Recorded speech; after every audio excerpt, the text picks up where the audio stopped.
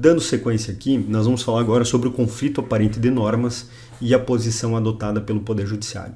O que é esse conflito aparente de normas? Lembra, conflito, choque de normas, ponto de contato. Duas normas falam sobre o mesmo objeto.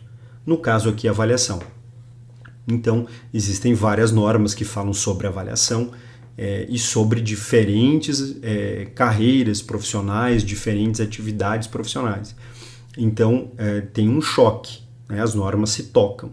E o Poder Judiciário ele vai ter o papel de uniformizar, de esclarecer qual que vale, as duas valem, uma se sobrepõe à outra, basicamente é isso. Isso é um conflito aparente porque ele sempre tem solução. O Poder Judiciário vai lá e resolve.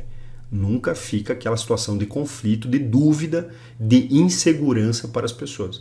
O Poder Judiciário sempre se posiciona e resolve. A primeira delas aqui nós vamos ter rapidamente aqui para não tomar mais tempo. O STJ, então, aconteceu a primeira vez que o STJ se manifestou sobre esse tema foi quando o CONFEA, Conselho Federal de Engenharia, Agronomia e Arquitetura, na época era também de Arquitetura, moveu ação junto ao Tribunal Regional Federal da Primeira Região em face do CONFES, Conselho Federal de Corretores de Imóveis, com o objetivo de proibir os corretores de realizarem perícias de avaliação de imóveis, argumentando que essa era uma ocupação exclusiva de engenheiros, agrônomos e arquitetos. Então o STJ decidiu que isso não é uma atividade exclusiva dessa classe de profissionais. Vamos ver um pouquinho do ementário. Diz lá o ementário assim, processo civil, execução artigo 680 do Código de 73, no caso CPC de 73, avaliação de imóvel, inexistência de avaliador oficial, quer dizer que não tinha o cargo de avaliador naquele momento. Essa decisão é de 99, lembra? Os oficiais de justiça só passaram a avaliar bens como a dever funcional, atribuição funcional em 2006. Essa decisão é de 99, é anterior. Diz lá assim, nomeação do perito, engenheiro, arquiteto ou agrônomo. Lei 5.194 de 66, que é a lei que disciplina a carreira de engenheiro e agrônomo, né? Enfim, não exclusividade, doutrina, jurisprudência, precedentes e recurso desacolhido. E aí colocamos em destaque aqui o item 2 do ementário. A determinação do valor de um imóvel depende principalmente do conhecimento do mercado imobiliário local e das características do bem, matéria que não se restringe às áreas de conhecimento de engenheiro, arquiteto, agrônomo, podendo ser aferida por outros profissionais. Está lá, recurso especial 130.790 do Rio Grande do Sul, relator ministro Silvio de Figueiredo Teixeira, Diário da Justiça de 13/9/99. Então o STJ já em 99 vinha falando, olha, isso não é matéria exclusiva de engenharia.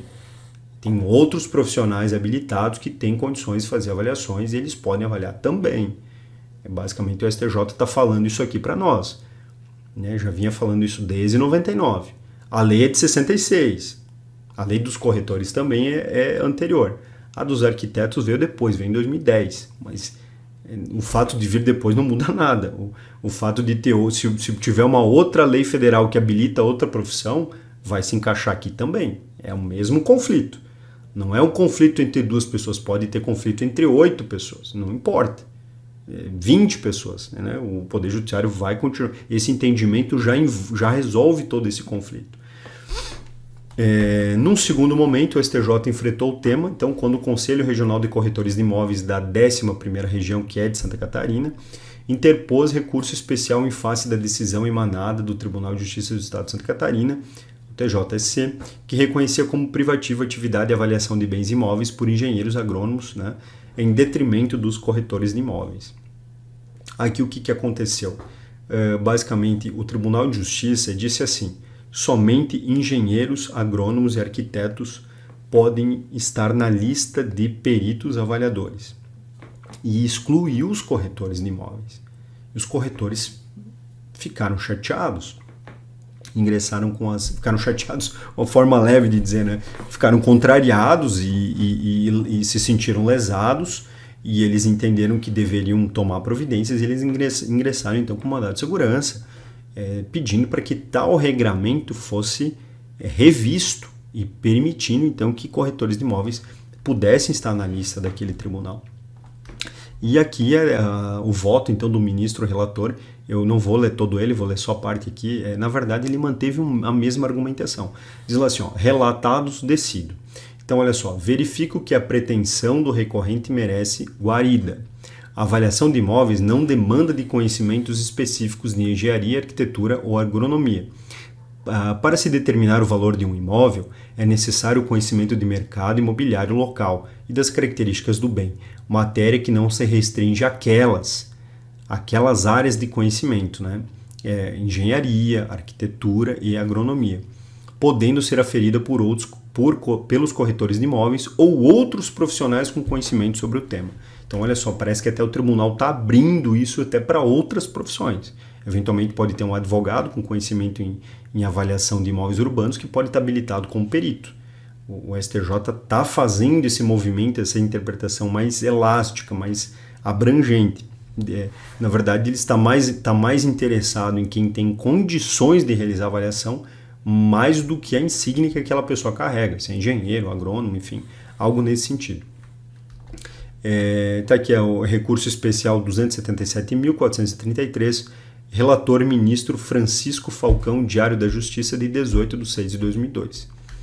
E por fim também nós podemos citar aqui a decisão aqui do agravo regimental interposto em face do recurso extraordinário com agravo, né? O ARI 708.474 do Distrito Federal. Então o que acontece? O STF, essa matéria foi parar lá no STF. O STF, lá no ano de 2012, através da relatoria da ministra Carmen Lúcia, ela estabeleceu o seguinte, ela não conheceu o recurso, foi apresentado o recurso extraordinário, não reconheceu, porque entendeu que havia uma violação indireta à Constituição, mas ela deu sustentação à decisão anterior do STJ, que previa o quê? Exatamente o que nós acabamos de analisar, que a atividade de avaliar bens, ela não fica restrita às áreas da engenharia, de que existem outros profissionais habilitados para fazer isso. Então, o próprio STF, lá em 2012, reconheceu essa situação.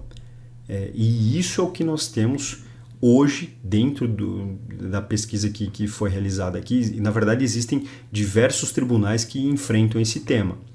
Todos os tribunais do Brasil já tiveram que decidir sobre essa matéria. Porém, o STF e o STJ, eles estão numa posição bem superior. E eles são responsáveis pela aplicação daquela, tanto da Constituição quanto da lei federal no território nacional, no Brasil todo. E eles entendem dessa maneira que eu estou apresentando para vocês aqui nesse nosso bate-papo. Então é dessa maneira que está funcionando essa legitimação para realizar a avaliação imobiliária. No caso, hoje eu estou falando de imóveis urbanos. Eu estou falando exclusivamente aqui de imóveis urbanos. É isso que nós estamos falando. Nosso papo de abril é imóvel urbano, não é outro tipo de imóvel. O papo de maio vai ser de imóvel rural. E assim sucessivamente.